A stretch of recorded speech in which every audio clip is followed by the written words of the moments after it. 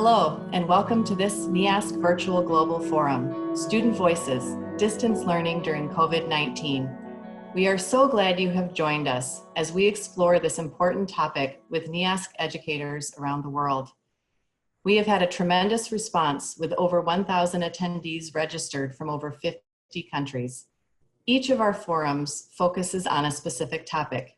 In the past weeks, we have heard from educators who are working hard to make the most of distance learning. Today, we will be asking students ranging from grade 5 to grade 12 about their experiences with distance learning so far. They are the best people to tell us how it is working for them. These forums have been a way for us to connect as a global learning community and to learn from one another. We have created the hashtag NEASC Forum and encourage you to use it when sharing your thoughts from today's discussion on social media. This forum is the 5th in a planned series. If you've missed any of the earlier forums, you can find recordings of them on our website at www.neasc.org/forum, and you can sign up for upcoming forums there as well. My name is Trillium Hiblin, and I am the Associate Director of the NEASC Commission on International Education. Working with me today is my colleague, Jim Mooney. Jim is the Deputy Director of the Commission on Independent Schools at NEASC. A little about our format today. The NEASC Virtual Global Forum is a webinar and not a Zoom meeting. Because of the large number of people involved, attendees are view-only participants. Attendees can interact with the host and with other attendees using the chat feature. If you have questions for our panelists, you may add them to the chat and we will try to include a few in our conversation. We are thrilled to be joined today by 7 students, a few who are going to join us hopefully in a few minutes here, who represent U.S. public schools, U.S. independent schools, and international schools. Though they live in diverse places and attend different types of schools, they have one thing in common. Their schools have been disrupted by COVID-19 and their learning has shifted. Each has generously agreed to share their thoughts and opinions about their experiences during this unusual time. Now I'd like to turn it over to Jim, who will begin the conversation.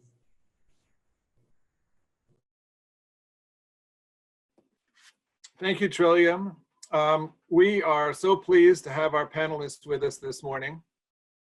Our goal today is to hear the student perspective on distance learning during the COVID-19 pandemic. Before we start, I'm going to ask each of the panelists to introduce themselves, and we'd like them to share name, grade level, school name, and location. And we've prepared them with one question, which is, give us one thing that you normally love to do, but you can't do now, given the COVID-19. And we've agreed that we're going to ask Rudy to go first. Rudy, you're on. All right. Jumped me. My name is Rudy Beer. I am a 12th grader from Holderness School, which is in Plymouth, actually, not Holderness, New Hampshire. But I am from Meredith, and that's where I am right now. And one thing that I wish I was doing that I can't really do is play music, because keeping a tempo via Zoom is a little bit difficult. Got it. Connor. Hi, I'm Connor Dorfman. I'm from Hopkinton, and I go to Hopkinton Middle School. And the one thing that has been disrupted that I like to do is just to hang out with my friends, and I can't do that because I like the stay-at-home order. Yeah. Simone. Hi, my name's Simone. I'm a senior at Shaghai High School in Amherst, New Hampshire, USA. And right now I'm really missing tennis, my last tennis season, which is a bummer, but luckily I've been able to stay in touch with everyone over Zoom. Excellent. And we're going now to Emma. Hi, my name is Emma. I'm in 5th grade. I go to Shanghai American School, and right now I'm in British Columbia, Canada. And one thing I miss doing is gymnastics. Okay, and Sophina. Hi, my name's Sophina. I'm a junior, and I also go to Shanghai American School in China. Me and Emma actually ride the same bus. One thing I am missing that I usually do is I play rugby outside of school. Got it. And Jessica, you've just joined us. Here's what we want from you, Jessica. Your name, your grade level, your school name, location, and then an answer to the question of what do you love doing that you can't do now? Okay, my name is Jessica, and I'm in grade 5, and I go to the school ISH. It's in Helsinki, Finland. And what I miss doing that I can't do now is mostly do my after activities, because I'm used to hanging out with my friends and people at school. Yeah, that is tough. So we're gonna start with Sofina on the next question. How are you holding up? I'm doing okay. I haven't seen a lot of my friends in a long time, but other than that, I keep in contact pretty well. So I'm doing okay. Emma, how about you? I'm doing okay too. I miss my teachers and all my friends. That's nice. I stay in hear that. contact with my friends. Good. Connor? I'm doing pretty good, but even if like you do talk to your friends, it's not really much to talk about because we're all just stuck. Not much to talk about. All right. We'll have to delve into that. Rudy? I'm gonna maybe shake it up a little bit. I would say I am doing average to slightly below average, which mainly because I like being inside is not particularly different from what I normally do. But when people around you start getting more and more miserable from the situation, it kind of has a cumulative effect on you. So that's sort of what I'm feeling right now. Okay, thanks for sharing on that. Simone? Yeah, I would echo Rudy. It's definitely not an easy time. We shouldn't pretend that it is, but I think everyone's doing a really good job, at least in my life, trying to stay positive and support each other, and that's been really great to see. Good. How are you holding up, Jessica? I'm holding up good. It's a bit tough having to wake up and then grab like a device to go on and meet your teachers. I would prefer going into school instead of always being on my laptop or a device having to do schoolwork. Yeah, good. I want to hear from each of you now on what your day is like. And you can remind us, by the way, what time it is for you, given where you are right now in the world, because we're in several time zones, to say the least. Let's let Emma go first. Emma, tell us about your day, on an average day at school. Usually I get up around 10 a.m. and then I eat breakfast and then do distance learning. And first I usually do the things I most like, and then I do the things that I don't like. And so I kind of do half in the morning, and then I go outside, eat lunch, and then do half in the afternoon. How about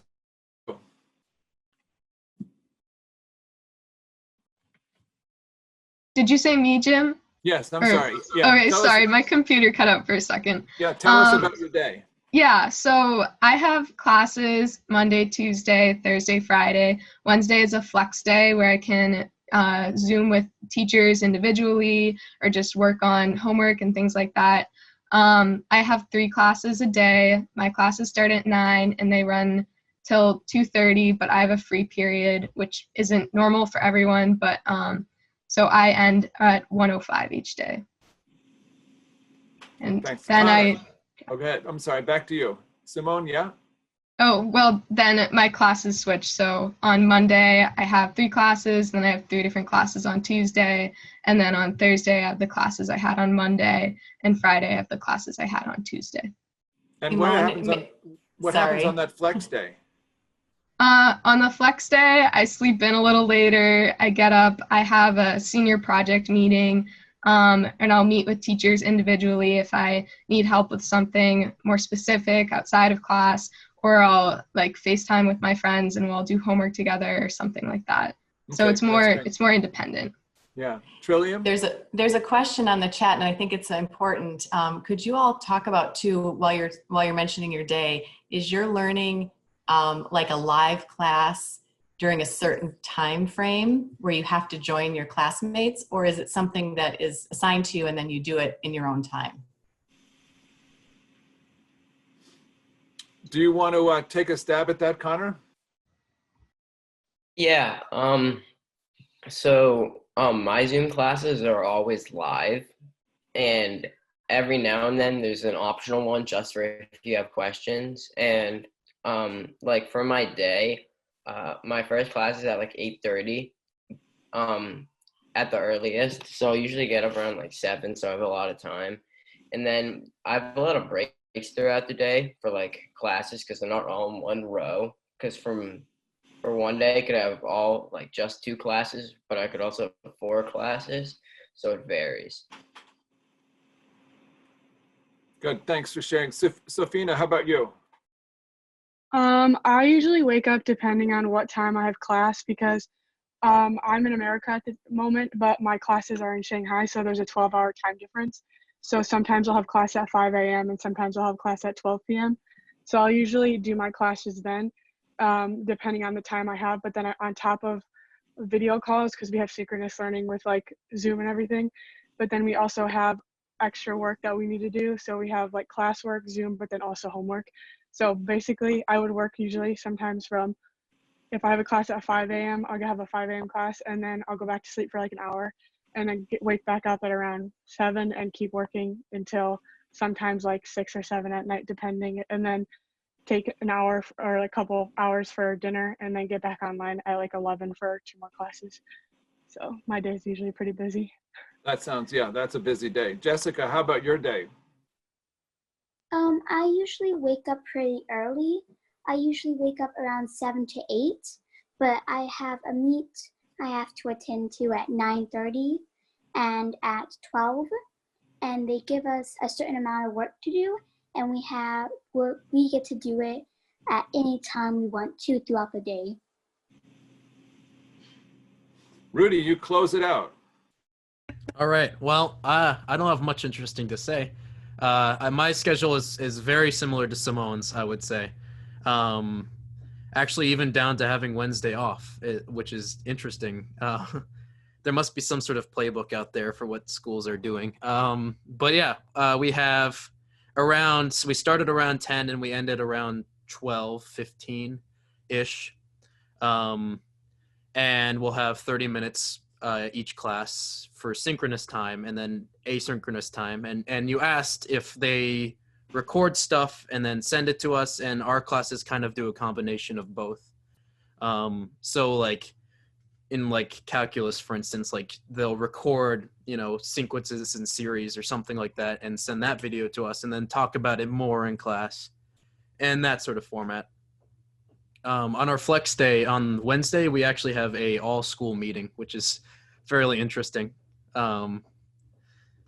Having 300 people on a call at the same time is fun. Very strange. Yeah, that's good. Oh, Glad to hear it. Can I add something on to Rudy's in a way? Yeah, go ahead. About the recording. Our classes sometimes, especially for like if you're overseas, they'll record the classes that happen at like say 2 a.m. for me, but 2 p.m. in Shanghai.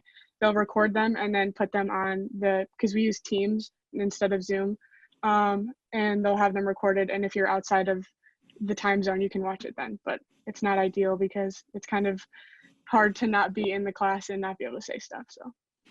Yeah, that makes sense. I want to talk about distractions. So what kinds of things, quote unquote, distract you from your work you're trying to do on a given day? And maybe you have no distractions at all, but I'm curious about your distractions at home versus perhaps even telling us about the distractions you have in school that you don't have at home. I'm trying to get a sense of what the environment is like for your learning. And Connor, why don't we go? Do you mind going first? Sure. Some of the distractions, sometimes both my parents are also working from home. So it's like It's just sometimes get a little loud, so you just have to move from room to room. But overall, it's Not bad. Rudy, how about you?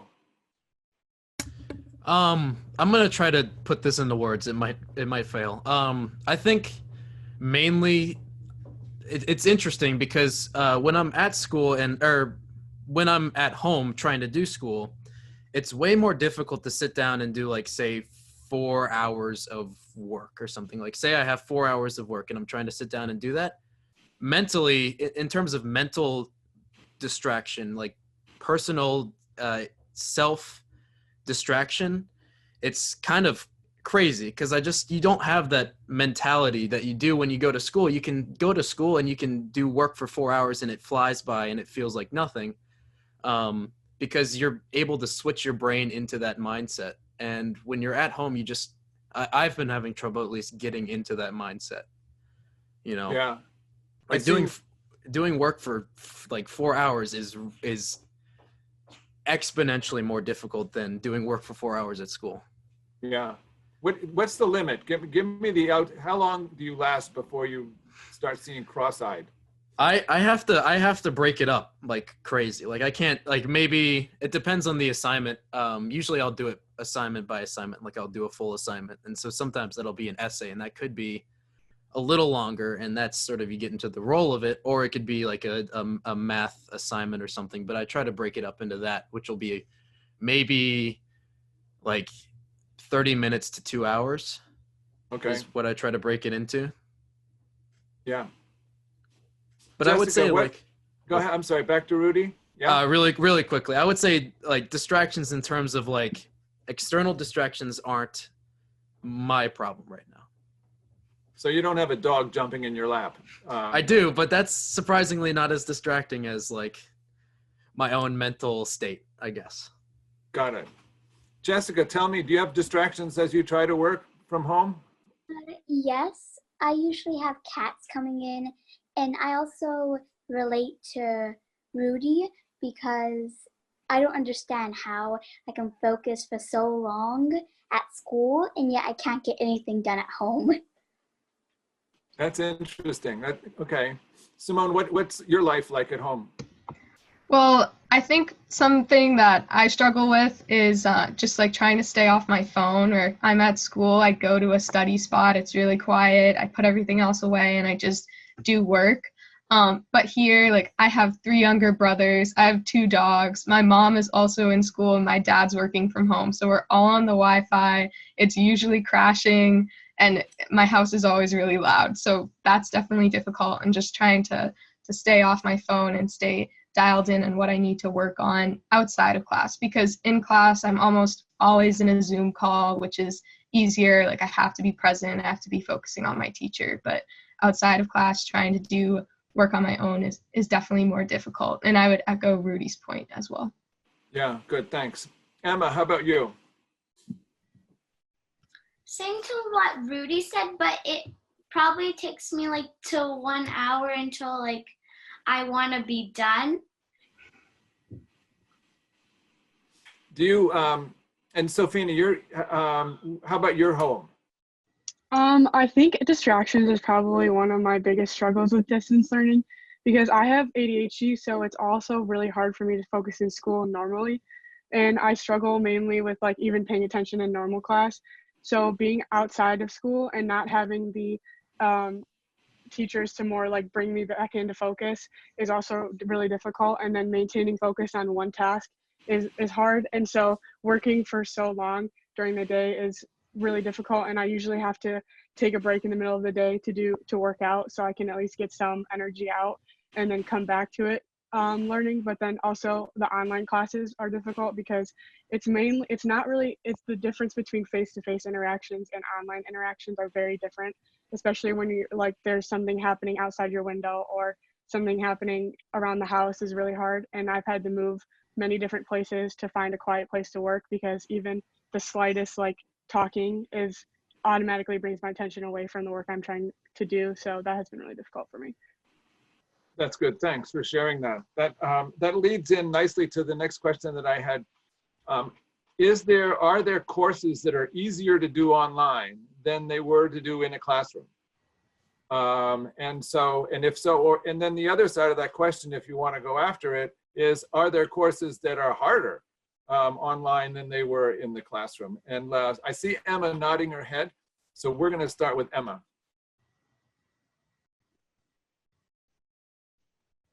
Oops, we lost her. So we will go over one, and Simone, you get the question. Okay. I wouldn't say any classes online are easier. I'd say at best they're about the same, but you lose so much being online. I think communicating online is harder. You lose the collaboration that you have in the classroom and like easily being able to call over a teacher for help. Whereas online, if you try to do that in a class, I think some students struggle with that more because you have to ask for help in front of all of your classmates instead of just going over your teacher and talking to them one-on-one. And then on the flip side, I think calc is definitely harder for me, at least online, because like I said, it's more difficult to just ask my teacher for help to go over a problem or something when you're trying to like point out, well, like this integral is like what's not working for me or different things like that. It's a little bit more challenging. And I think also just like losing the accountability of being in a classroom and having other people working around you and your teacher there to like support you and help you the entire time is definitely challenging to stay on task. That's interesting. I'm going to come back to the question of extra help and how you reach out for that. And you alluded to that, Simone, in your answer. So we'll be back on that in a second. Rudy, how about for you? Anything more difficult and or less difficult given the format? I would say I agree with Simone very, very much so. I would say that even if the class was better online than it was in person, it's so short. It's like, you know, it's like if you had the world's best chocolate bar made from like the world's most luxurious chocolate, you eat that and it's gonna taste really good, but you know, it's not a meal and it's gonna be gone in an hour. You're not gonna remember it. So that's sort of what classes are like. With 30 minutes of in-class time, it's like, even if the class is amazing, I'm taking a class right now, Enlightenment and Romanticism, which is amazing, but it's 30 minutes twice a week. It's you know, it's gone. There's no meat to it. There's no meal to it. And yeah, I also totally agree that there is just something, it's hard to put your finger on it. It's sort of abstract, but there's just something lost in talking to a computer than in a classroom. There's just something about it, I guess. Yeah, that makes sense. Emma, welcome back. Sorry we lost you for a second. How about for you? Are there courses that are easier or more difficult? I think writing is kind of easier, or reading, but math is really challenging. I don't know why. Maybe because it takes a long time. Like you have to watch the video on Seesaw. We have this device called Seesaw, like this app, and you can post your thinking on it, and they give you assignments and you do it. And it's challenging because it takes so much time. And in a normal class, they can adjust, teachers can adjust the time, but you can't really not do half of the assignment and do part of it because teachers can't, other kids are doing it. Right, right. Thanks. Sofina, how about for you? For me, I think because I have different classes, so I have AP and IB classes and I mix them. And I think for the IB classes, and they're very different, but I think some are harder than others. For example, I think Emma had mentioned something in one of our earlier talks about Chinese being more difficult because none of my parents speak Chinese. I never grew up learning Chinese. So doing that online is very difficult because it's all learning by yourself. And that's how it is with most of my classes. And I know most of the teachers try their best to get as much information and learning out to us as they can, but it's hard for them as well to not really be in class with us. And so I think that makes it harder on both ends to learn and to teach in a way. So, yeah. Jessica, how about for you? I would say for me, math would be easier because usually when I'm in math, I'm a slow thinker. So when everybody else, like they finish, teacher will give me a little bit extra time. I don't have so much, I don't put so much pressure on myself anymore. And I would say writing would be similar to math. Nothing's really harder. Yeah. Connor? So yeah, some classes are definitely harder than others. Like math for me is a lot harder virtually because it's a lot harder to ask questions. But like English say it's like a lot easier because English is a lot of independent work in general, but now it's just like really independent, and I'm pretty good at that. So that's gotten a lot easier. Let's go to all of you. Speak about extra help and how do you get extra help and how do you ask questions of your teachers? Simone, you'd mentioned it. I'm just curious, others, how do you reach out to your teachers? How do you get the time you need one-on-one if you do need it? Yeah, go ahead, Emma. Well, my parents help me too because they're teachers, but we have this platform called email, and you could write your teacher's emails about like what you don't understand on Seesaw. And also like in Chinese, my teacher doesn't really respond to her email, so I write it on Seesaw and then send a post, and then she doesn't accept it, but she sees what I wrote. Okay, interesting. Others? Yeah, go ahead, Sofina. Yeah. I think my school has actually done a really good job at this kind of stuff because we can not only email our teachers, and a lot of them respond within 12 hours or within like the time frame, but then also we have office hours, which are times when teachers can go on Teams, which is like Zoom, and even if no one attends, they're still there. It's a time period that you can ask questions and speak to your teacher one-on-one, and then or with multiple other people. And then sometimes if those questions, they're recorded, so then other people, if they have the same questions, can go on and watch.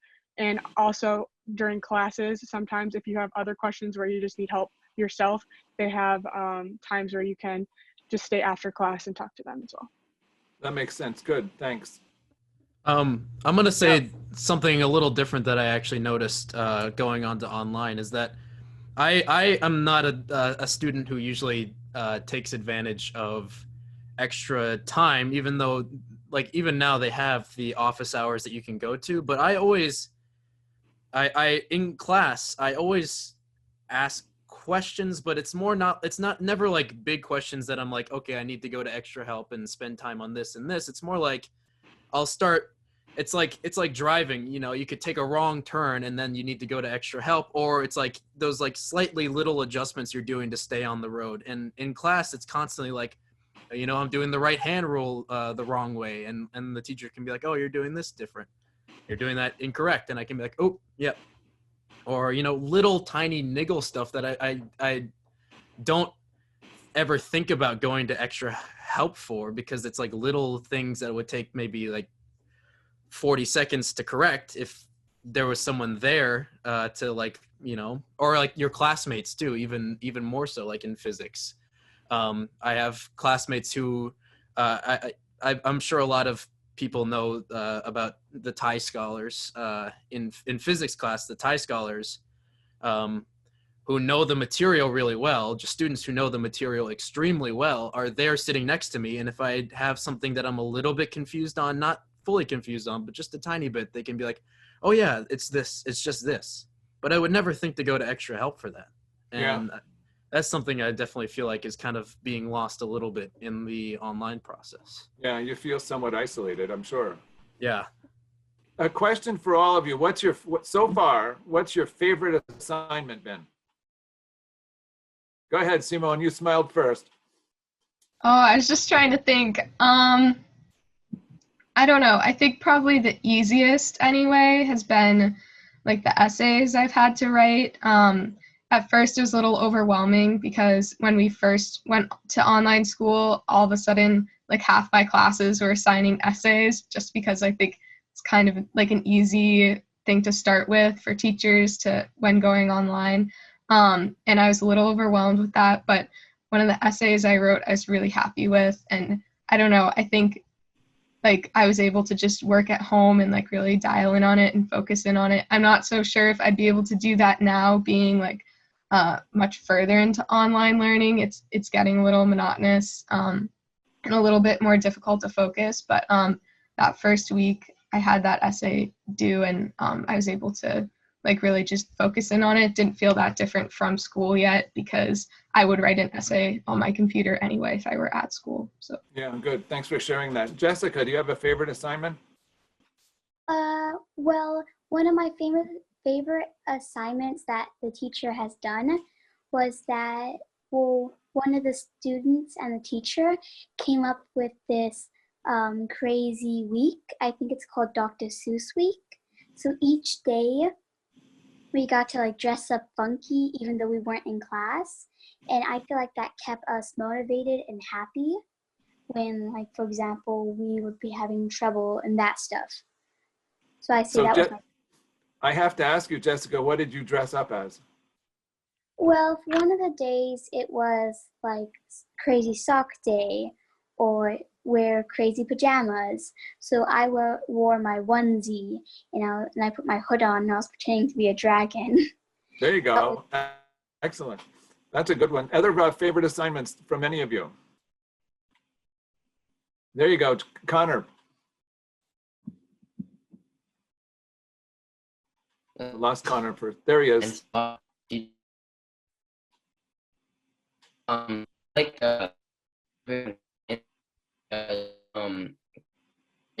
it, I'm good with that kind of stuff. So that kind of stuff. So I'm sorry, Connor, can you repeat yourself? It broke up for me. I to be getting science because it's like a lot of independent work.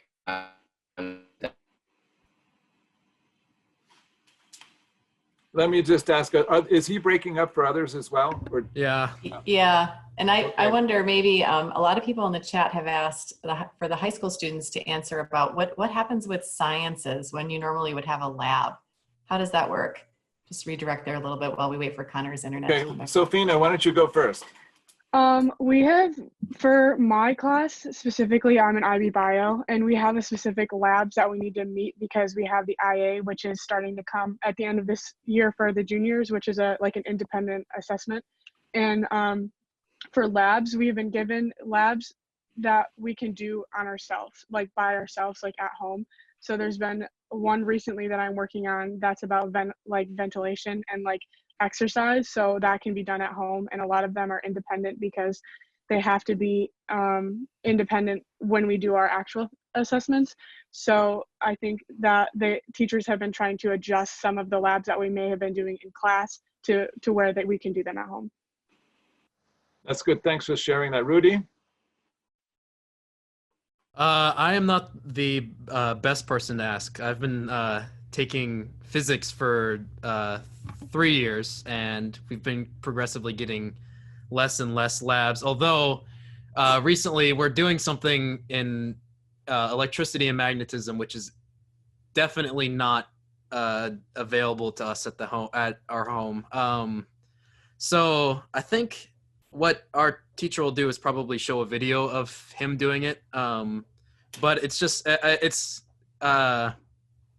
I guess I'm lucky in that we got to do the fun, like put your hand onto the, electricity producer and have your hair go all static and stuff. I got to do that at school. I don't think it would have the same effect via video.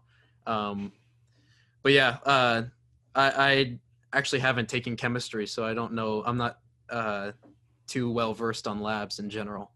Yeah. And you certainly don't want to do that static electricity experiment at home. No. That's not going to work very well. So, No, Simone, Simone, how about you for sciences? Yeah, so I'm in advanced bio and AP Chem. We haven't done anything in advanced bio in terms of labs so far in online learning, but actually right now I'm doing a lab in AP Chem. It's online. It's a galvanic cell lab. which is like 2 beakers and they're connected. So my teacher found this really cool like interactive thing that sort of simulates it online. And so you can like press in which chemicals you want to go into which beaker, and then it shows the reaction like virtually on the screen. And so then we're using that to like do our analysis and things like that. So that's been really creative and very cool.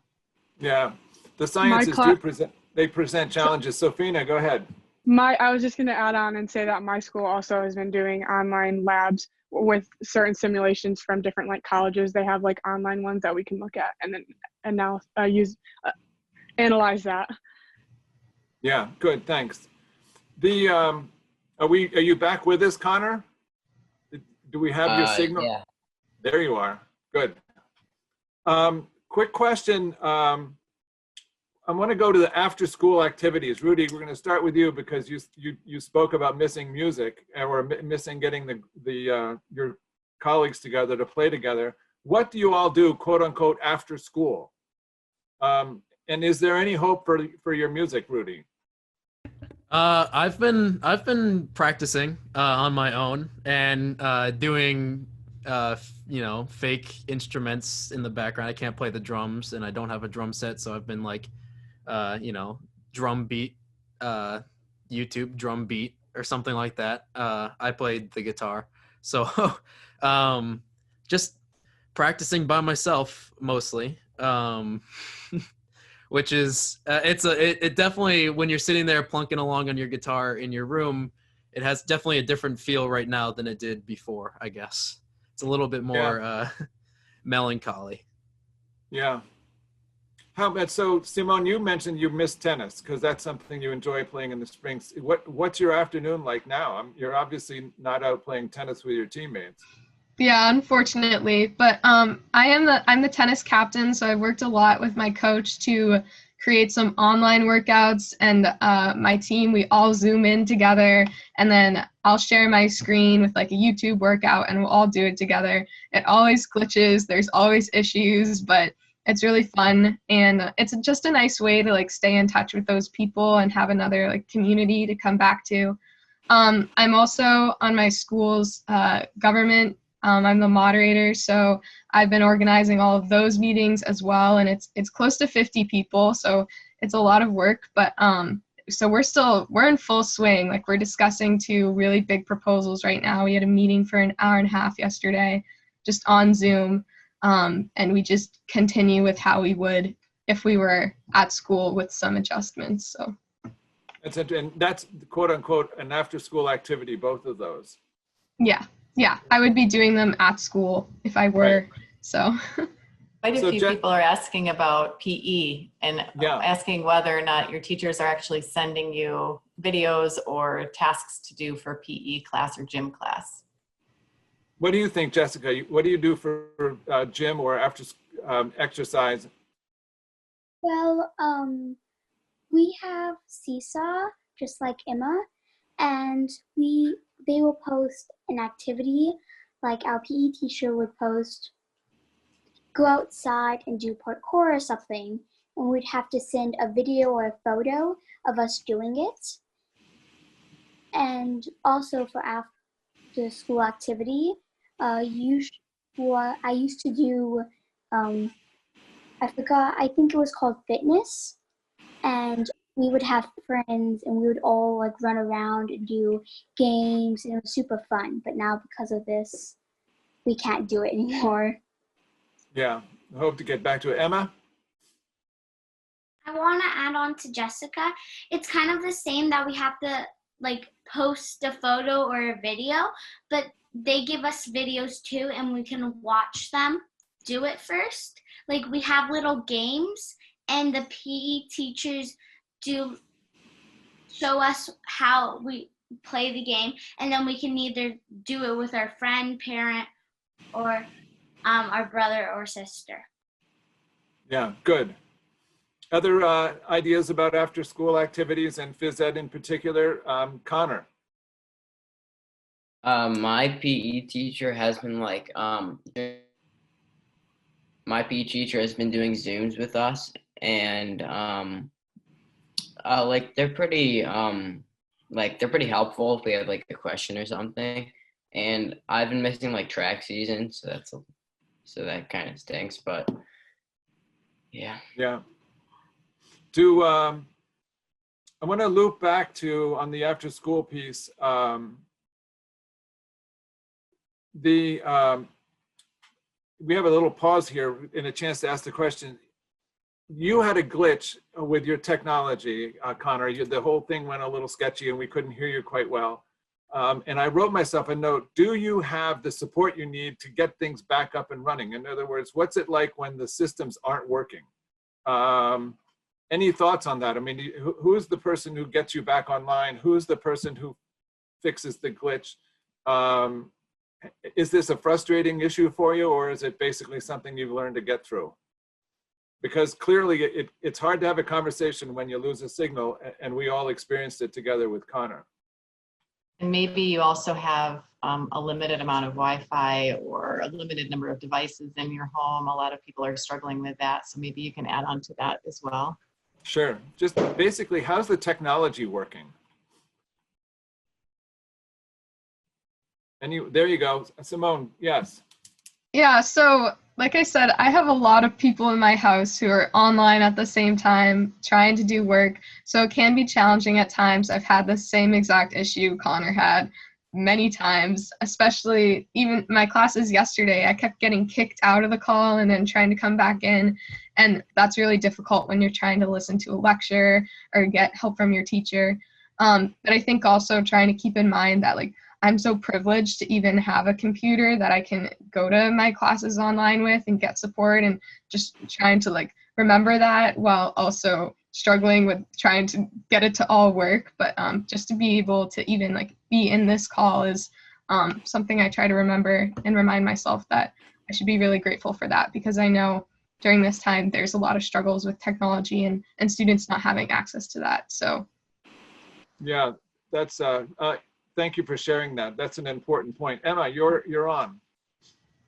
Well, when I kind of like glitched out, my mom would help me, but we've been having like power outages. So we would like, our internet would stop working fully, and then we would have to log back on like in an hour or so when the internet got back on. Yeah, that can be frustrating. Any other particular issues relating to technology, Jessica? I'm pretty lucky that most of my siblings have devices they can use data on, but sometimes when I'm doing classes or everybody else is and for example, the phone's out of battery and they have to use the internet, it's laggy and we can't, for example, if I'm doing a meet, I can't hear people properly and I miss most of the important details. So that can also be very frustrating and annoying. Yeah, it must be. Yeah. I was going to go off of what Simone said, and I was going to first say it would obviously be better if someone was here talking about it from their own personal experience, but I've heard a couple of different things about talking about the privilege and access to technology and stuff. And there's a school nearby in my area that actually straight up doesn't allow their students to use any video calls because they're worried that if something happens in the background and a teacher sees it, the teacher has to report it, and they don't want to worry about that. So they have all their students not use video at all. And also talking about students in like Korea who, when I'm having class at a fairly reasonable time, like, 11 or 12, they're having class at like 1 o'clock in the morning. So like technology issues, but also like there's definitely people out there who have it way worse, even, with technology being working fine. It's just difficult to sort of globally collaborate everybody, given everyone's different situation.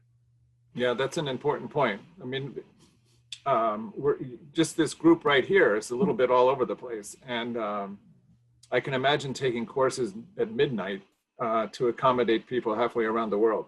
There was mentioned 2 times about parents. What's it like having your parents as teachers?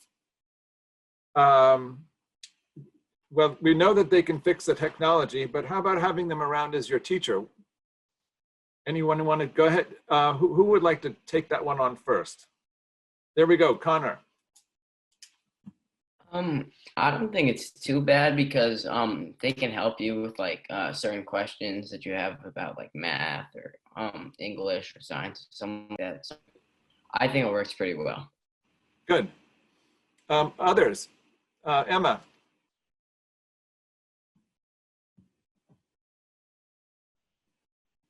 Back to Emma. Yes. Oh, sorry, my screen didn't work for a sec. But I think it really helps with math because my parents are both math teachers. So even though I sometimes prove my mom wrong with math and she doesn't read the question right, my mom really helps me, and my dad kind of works with my brother on math and other assignments. Well, you're lucky. Jessica, how about you? Well, I have one parent at home because my mom is actually in the States, my brother and sister. So on the days my dad has to go to work, it's pretty challenging because most of my siblings are in classes or doing classes. But having when my dad is home, I feel very privileged because there are some people who have to do this alone because some parents could have gone on a holiday and stuck there. So I feel very privileged. That's nice. How about for you, Safina? Well, for me, both my parents were middle school teachers. So a lot of the work sometimes my dad can't even help me with because the math is a little too advanced. But other than that, it's kind of nice because it's kind of like we're all in it together because we're all kind of working as educators so we have some of the similar struggles, so we can kind of work with that together. And it's also kind of nice because a lot of the teacher kids at my school kind of are in it together in a way too as well. That's nice. I'm glad it's coming across as a team. Yes, Trillium. A lot of people on the chat would like to know, do you think that distance learning would feel different if you weren't in a quarantine situation? Interesting question. Who would like to speak to that? Connor. It would definitely be a lot different because you could just hang out with your friends and you could wouldn't have to worry about like getting sick, I guess. Yeah. Other thoughts on the question that Trillium shared? Yeah, I can say something. Yeah, go ahead, Simone. Yes. Well, I think it would be different just because right now, like everyone is in varying circumstances that are really difficult and challenging. And because of that, I know at least at my school, like our homework load has been cut down significantly, things like that. And so I do think it'd be a very different environment if we weren't in quarantine and there weren't those external factors, just because you probably would still have those outside activities, right? Your extracurriculars, you'd be able to connect with friends and things like that. And I think my homework load would be greater. And I think like not having those external factors would make it a better situation, not as good as just being in school like we normally would, but it would definitely be easier. Yeah. I'm mindful of time because I have a couple more questions I want to get to. One of them, what advice would you like to give to teachers as it relates to making distance learning more accessible to you? Yes. Ooh, Safina's hand went up quickly there. So yeah, go. I think some advice I would want to give to teachers was just be patient with us because a lot of the times we're going to get the work done. It just takes us a little longer than it usually would. So I think like sometimes for me, getting a lot of emails from teachers saying that I'm not doing my work stresses me out more. So I think just to be patient and that we'll get it done, but it just might take more time. And for us to find a schedule that works would be easier, and like it's going to take us a while to get in the groove of things, and for teachers just to be patient and that we will get the work done. Yeah, the patience piece would also be a big issue with the technology. Just hang in there, we'll get it. Connor. I would like teachers to not like switch up the times that they have classes, because some teachers like alternate like what time. So I just think they should try and have the same time class like every day, because it makes it a lot easier for us to remember when the class is, even if you write, because they can still change it. Yeah, okay, thanks. Emma. I think teachers should think in a kid's point of view, because some teachers use broad vocabulary and you can't really understand it. So I think they should look in our point of view. Good. Other thoughts on any advice to your teachers? Yeah, Jessica and then Simone. I feel like, for example, when we're doing exhibition and they're like, okay, let's do a meet.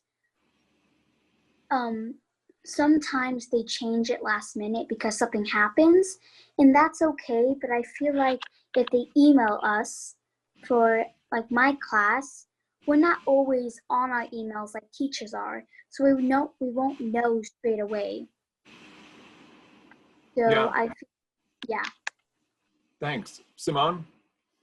I think I would say I'm really missing consistency, and having consistency across like all of my classes, because they're all run a little differently and all have different expectations, and that's not any one person's fault, but it's definitely a little challenging to balance all of that when I'm trying to remember, okay, what's happening in this class, because it looks a lot different than what's happening in this other class.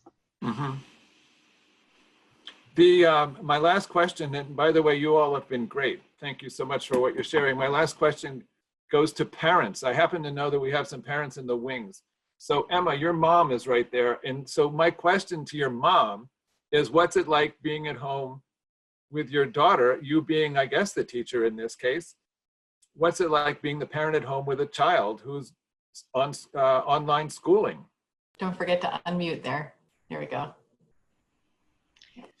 I think it's been challenging, I won't lie. It's difficult for my husband and I to be working, but also it's our first foray into homeschooling.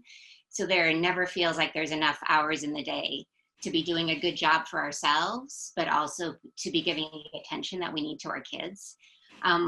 We've totally adjusted our time for our day. For example, we all go to bed quite late to meet up with the time difference. And therefore our kids are getting up later so that my husband and I can actually wake up early and try to get in 3 or 4 hours of work before the kids get up. But I will say it has been an amazing time. Never would I have imagined that I would have had this time with Emma and with my younger son to see them grow.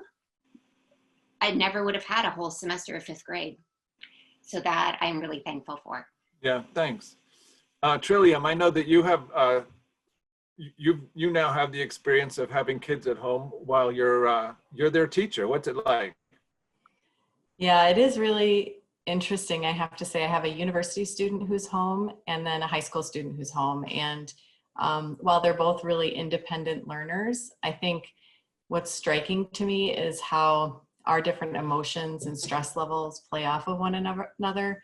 And when somebody needs support, other people have to kind of jump off what they're doing to be there for that person. And we've all had those days where you just have to drop what you're doing and do something else, you know, get outside and get some fresh air, or bake some cakes, or whatever it has to be, because I think the emotional aspect, like the kids were saying, you know, it'd be one thing to do online learning, but it's all of the stress that's out there in the world and the quarantine and all of those things that add to that stress. So I'm really proud of my kids for being as independent as they've been able to be. And for their teachers, I just want to thank those teachers who are reaching out to them and checking in. And it's not even always academic stuff. It's just, are you okay? Can I do anything to help you? I think that's a really outstanding service that teachers are providing. And I know like Emma's mom, that doesn't happen between 9 and 5. That's like a 24/7 job. So I've just learned so much about education from my kids and what they need from us as parents and as teachers. So it's been an interesting experience. Yeah. Thanks. Jessica, does that elbow I see on the screen belong to your parent? Yeah, that's my dad. Does he have any insights he wants to share about being your teacher?